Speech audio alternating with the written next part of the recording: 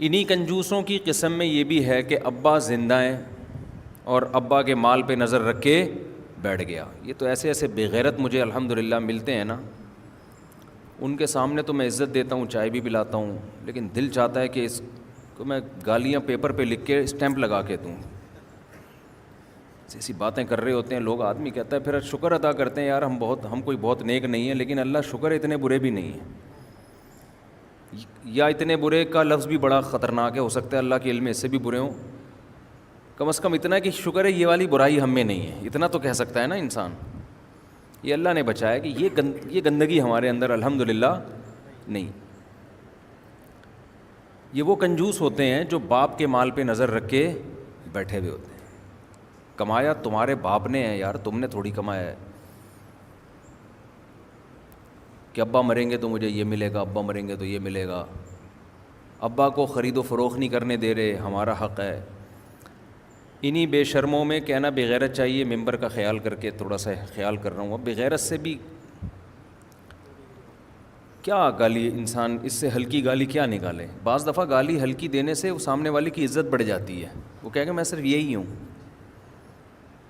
آپ ایک چرسی کو بول دو کہ تو ہیروئنچی کو بول دو کہ تو چرسی ہے, تو ہیروئنچی شکریہ ادا کرے گا نا کہ میں تو چرسیوں سے بدتر تھا اور آپ نے مجھے کس لسٹ میں بٹھا دیا, چرسیوں کی. وہ تو بہت سارے لوگ پی رہے ہیں, ڈرائیوروں میں بہت ڈرائیور پیتے ہیں, بڑے بڑے خاندانی لوگ سٹے لگانے لگے ہیں آج کل.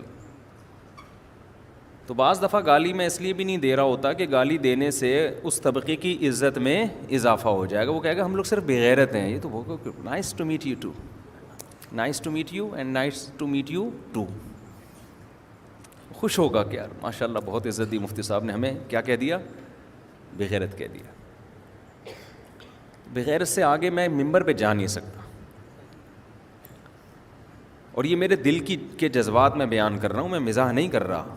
دل تو چاہتا ہے اس کو پکڑ کے نا یہیں طبیعت سے دھو, اس کو کوٹو. یار بات کرنے سے پہلے سوچتا تو ہے نا کہ منہ سے کیا بول رہا ہوں میں.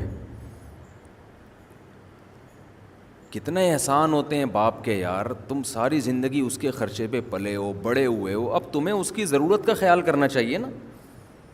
بہت سارے کیسز آئے ہیں, ابا کی زوجہ کا یعنی اپنی ماں کا انتقال ہو گیا, ابا کو شادی نہیں کرنے دے رہے کہ ابا کا خرچہ ہوگا, وراثت ادھر جائے گی. ابا کے ایک اور بچہ ہو گیا تو ہماری وراثت کیا ہو جائے گی, ڈیوائڈ. ایک اور بھائی آ گیا نا تو ہمارا حصہ وراثت میں کم ہو جائے گا. بے غیرت تو سوچ تو صحیح, تو باتیں کیا کر رہا ہے. ایک انسان وہ بھی تیرا بھائی ہوگا, خون ہوگا, اس کے آنے سے تو ڈر رہا ہے کہ یار میرا حصہ کیا ہو جائے گا. جو 6 کروڑ ملنے تھے وہ 5 کروڑ 80 لاکھ ملیں گے, یہی ہو جائے گا نا زیادہ سے زیادہ. بچپن میں تو پیدا ہو جاتے ہیں نا, اس وقت تو چھوٹے بچے ہوتے ہیں, اس وقت اندازہ نہیں ہوتا کہ ہم جتنے مارکیٹ میں آ رہے ہیں ہم میں سے ہر ایک کی وراثت کا حصہ کم ہو رہا ہے. بڑے ہونے کے بعد پھر بچہ پیدا ہونے پہ بھی ان کو تکلیف ہوتی ہے کہ ایک اور بھائی کیوں آ گیا. یہ وہ خدا کی قسم پرلے درجے کے نا وہ بےغیرت ہیں جن کے لیے بےغیرت کا لفظ بھی کہتا ہے کہ مجھے کیوں گندا کر رہے ہو ان لوگوں کو کہہ کے.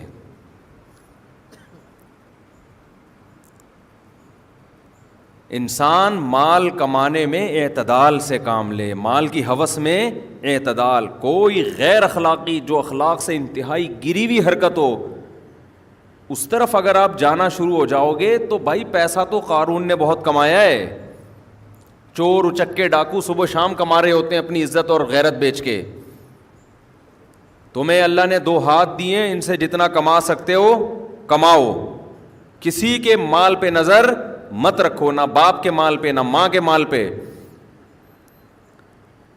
باپ کو بول دو ابا کھانے کو روٹی ہے نہیں ہے, میں اپنے حصے کا کماؤں گا, جتنا میرا مقدر ہے اللہ مجھے دے گا. مزید اولاد گھر میں آ جائے, میری صحت پہ کوئی, میرا بازو پیدا ہوگا, ایک میرا بھائی پیدا ہوگا.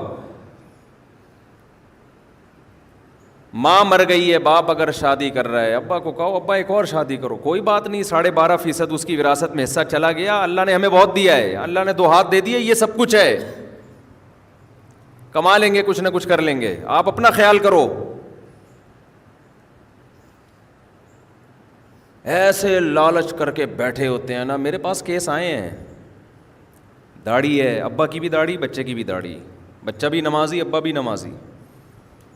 ابا نے شادی کی ہے, بچے نے مکان کی فائلیں چھپا دیں کہ ایسا نہ ہو وراثت میں اس کا حصہ جائے. یہاں آیا, پرانا قصہ ہو گیا, اب پتہ نہیں چلے گا کس کی بات ہو رہی ہے. مجھے اتنا غصہ آیا کہ یار بے غیرت آدمی, تجھے تیرے باپ نے گھر دیا بنا کے, ساری زندگی اس میں پلا ہے, تو گاڑی دی اس کے باپ نے اس کو, تیری تعلیم پہ خرچ کیا, تجھے تو بچھ جانا چاہیے باپ کے سامنے. ابا میں جو کماؤں گا آپ کے ہاتھ میں لا کے رکھوں گا, آپ کو دوں گا. مجھے اچھا یہی لگتا ہے کہ میں آپ سے مانگ کے کھایا کروں, جیسے بچپن سے ہمیشہ مانگتا آیا ہوں. یہ مانگنے کا مزہ ہے ماں باپ سے. ہم نے چونکہ بے غیرت لوگوں کے ساتھ بھی ٹائم گزارا, غیرت مندوں کے ساتھ بھی نا, تو ہمیں کمپیئر کرنے کا موقع بہت اچھا. ہمارے پاس پرلے درجے کی بے غیرتی کے واقعات بھی ہیں. میں پھر بتا دوں, یہ بے غیرتی میں مجبوری میں کہہ رہا ہوں, اس کو بے غیرتی نہیں کہیں گے. بے غیرتی, کسی نے بے غیرتی کو غصہ آ جائے میرے اوپر کہ یار ہمیں اتنا گندا کیوں کر رہے ہو ان لوگوں کو ہم. اور میرے پاس اعلیٰ درجے کی غیرت کی مثالیں بھی الحمدللہ موجود.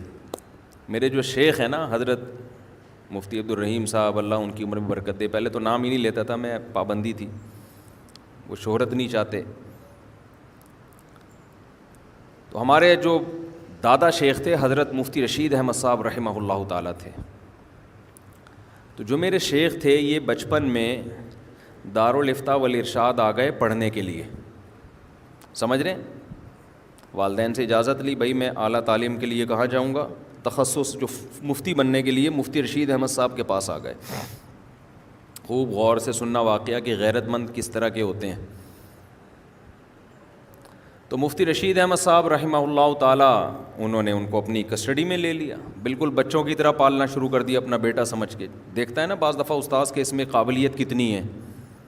بعض دفعہ استاذ اور ٹیچر اور طالب علم کا تعلق صرف ایک طالب علم کا ہوتا ہے. بعض دفعہ یہ ہوتا ہے یہ باصلاحیت ہے, آگے اس سے کام لیا جا سکتا ہے, یہ دین کی بہت خدمت کرے گا, تو بھائی اس کو اپنی کفالت میں لے لو.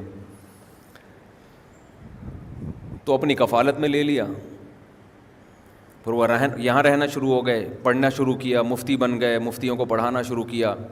ذریعہ آمدن کچھ تھا نہیں, وہ مدرسے کی جو معمولی سی تنخواہ تھی وہ تنخواہ ان کو مفتی رشید احمد صاحب دیتے تھے, جو سب استاذوں کی تنخواہیں ہوتی ہیں ہر مدرسے میں. تو ان کو بھی بہت معمولی سی رکھی ہوئی تھی ہمارے حضرت نے, وسائل ہی نہیں تھے تو معمولی سی ہی ہوگی نا. حضرت نے سوچا کہ یہ اتنا دین کا کام کر رہے ہیں, پورا نظام انہوں نے سنبھالا ہوا اتنی کم عمری میں, تو میں ایسا کرتا ہوں کہ کچھ پیسہ, حضرت کی تو زمینوں کا بڑا بزنس تھا, کاروبار تھا, تو میں کچھ پیسہ اپنی طرف سے اور کچھ ان کی طرف سے کاروبار میں لگا دیتا ہوں, ان کو مالک بنا دیتا ہوں. مثال کے طور پر آج کے لحاظ سے, اس زمانے کے لحاظ سے تو 1 کروڑ بہت زیادہ تھے نا, چند لاکھ ہوں گے وہ. آج کا 1 کروڑ فرض کر لیں بھائی, 1 کروڑ میں اپنی طرف سے لگا دیتا ہوں ایک بزنس میں, اور 1 کروڑ ان کی طرف سے, ان کو مالک بنا کے کہ بھئی یہ اب آپ کے ہیں. اب اس کا جو پروفٹ آئے گا وہ کہاں جائے گا, ڈائریکٹ آپ کے پاس جائے گا, اور آپ اس کے مالک ہیں, اور بزنس میں لگا رہا ہوں آپ کی طرف سے. ہم تو خوشی سے پاگل ہو جاتے, یار سبحان اللہ بھائی, فری پھوکڑ کے 1 کروڑ آ رہے ہیں, اور فری پھوکڑ کے بزنس میں بھی لگ رہے ہیں, گھر بیٹھے بیٹھے پروفٹ بھی آنا شروع ہو رہا ہے. اسٹیبل ہو جائیں گے, اپنے پاؤں پہ کھڑے ہو جائیں گے, اور پھر دین کی بہت خدمت کریں گے. لیکن چونکہ غیرت کے اعلیٰ معیار پر تھے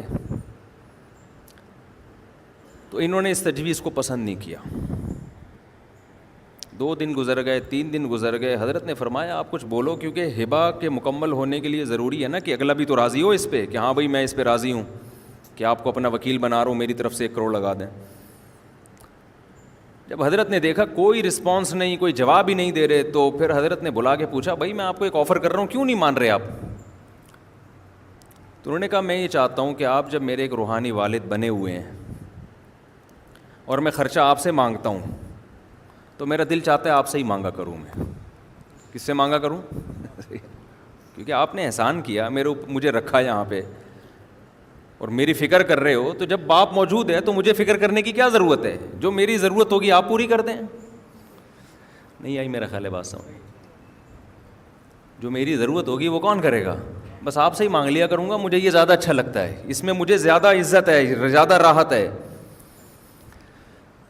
حضرت اتنے خوش ہوئے، اتنے خوش ہوئے، اتنے خوش ہوئے کہ کیسا اللہ نے غیرت مند اولاد دی ہے.